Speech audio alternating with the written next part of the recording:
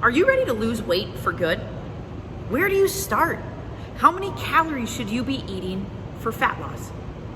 My name is Jordan Davies, and I'm with Complete Performance here today to give you the best calorie deficit for fat loss.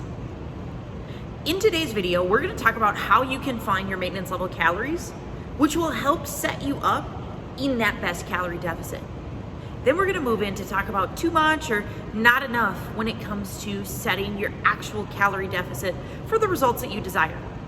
Then the last thing we're going to cover is the biggest misconception when it comes for fat loss. It's something that you've probably missed in the past and can be a real game changer this time around. The first thing we want to cover is how to find your maintenance level calories. Maintenance calories are the calorie intake that you consume wherein your weight stays relatively the same.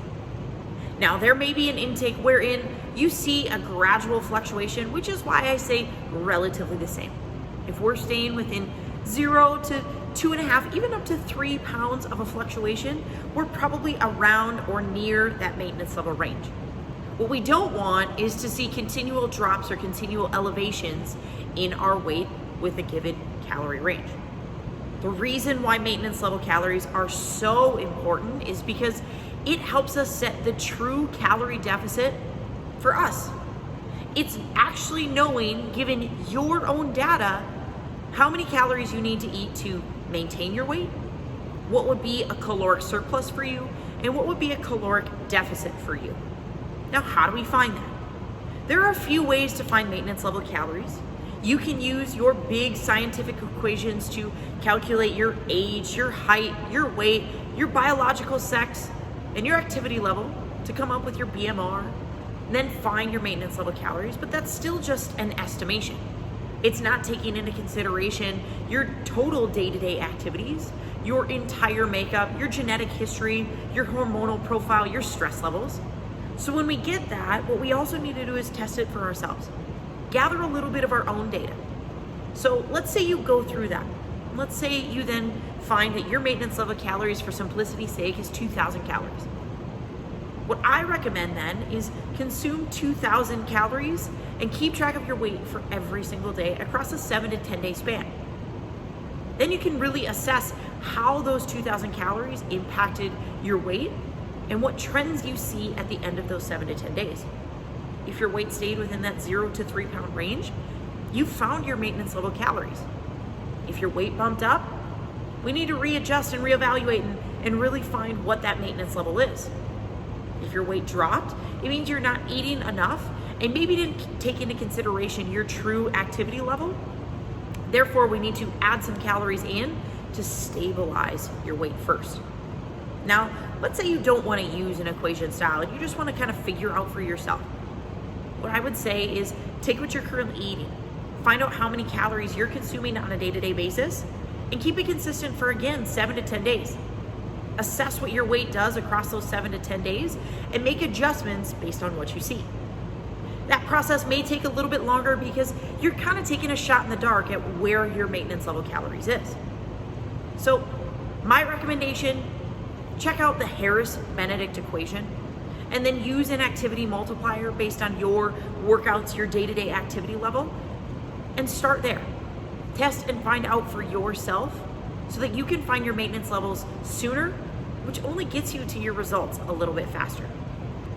Maybe you already have an idea of your maintenance level calories.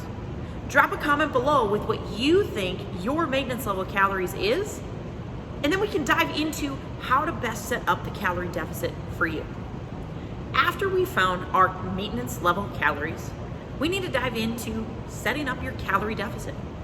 We need to find what's too much and what's not enough. Now, it all comes down to how quickly you want to see results. If you're looking to be a little bit more aggressive in those results, then we might put you into a 500 to 600 calorie deficit, which promotes about a 1 pound loss per week. We also have the people who don't want to go at it as aggressively and really want to take the slow to prevent overwhelm and to prevent stressing ourselves out. That may be 150 to 250 calorie deficit. That puts you in the range of about a half to, again, maybe a 1 pound fat loss rate per week. anything beyond that 500 calorie mark though, I do want to caution you that we are hurting our results. Yes, that scale may drop faster, and I get that that tugs at us because we're really desperate to see those results, but that can really impact your hunger levels, your craving levels, your hormonal profile, and your ability to stick to this and make this last long term. 500 to 600 calories per day of a deficit can really set you up for a 1, maybe even push that up to a 2-pound loss per week, which really can set you up for some pretty great results. Think about it. If you lost 1 pound per week for an entire year, it's 52 pounds. I'm willing to bet that the majority of us watching these videos, one, maybe don't even need to lose 52 pounds, but if we did, we feel pretty great about where we're at. Now, that's not to say that other factors don't factor into that, but that gives you a general idea of how to set that too much and prevent from diving too far into a caloric deficit. Now, let's talk about the not enough. It's really easy to get complacent when it comes to our dieting. We want to take this slow. We've done this a million times, and we don't want to fall into old habits of going too hard, too fast, too soon. So we try this route of taking it slower. But we still want results. We still feel that pressure to lose X amount per week. We don't want to entirely give up everything we love on that same side. So what is not enough?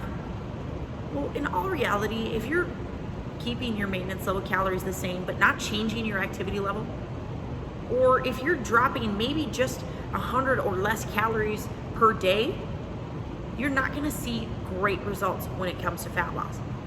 You may be creating some better habits. You may be solidifying your foundation, which does ultimately set you up for success, but it's going to really slow down your results, which can really tug at your motivation, your willpower, and can lead to you falling off soon before you actually see the results that you desire. Do you want to know more about how you can be successful in a calorie deficit? How you can make this last long term? Click subscribe to this channel.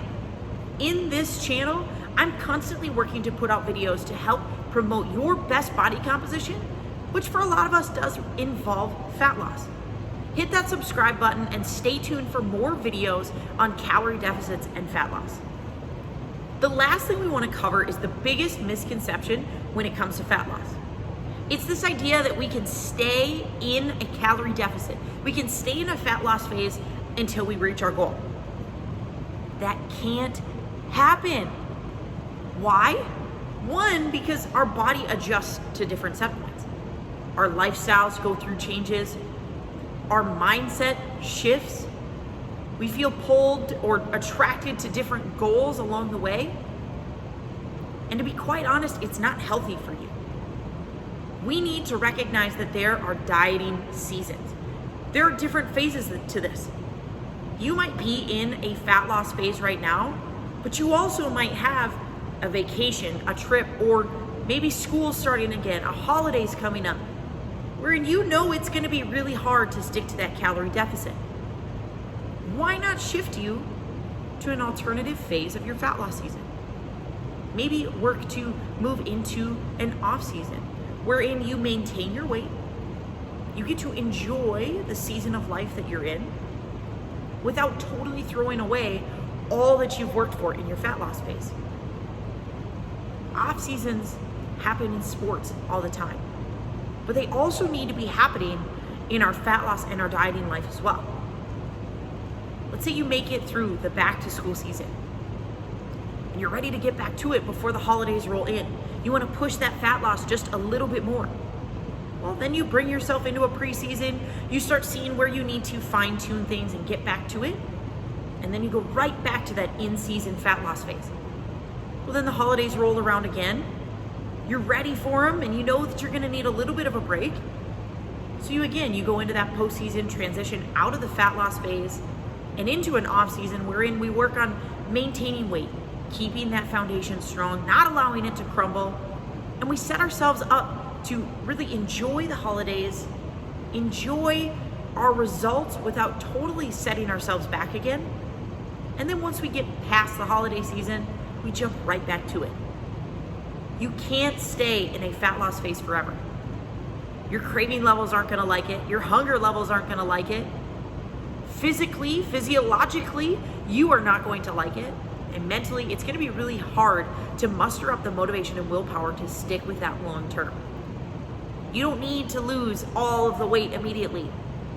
As long as you're continuing to take steps in the right direction to be a little bit healthier, stronger version of yourself, that's what we're working towards. We're working to build and solidify this as a lifestyle so that when you reach your goal, you don't ever have to worry about going back. Now, even if you go through the seasons of dieting and you have different phases in your fat loss journey, cravings are still a very real thing that throw a lot of us off. If you want to know how to beat your worst cravings and to stop relying on willpower to say no to the foods that you crave most, then you need a copy of the Cravings cheat sheet. Click the link in the description of this video to grab your free copy of the Cravings cheat sheet to beat 9 of the worst cravings, both in the short and in the long term, so that they don't have to constantly be the reason that you fall off of your diet.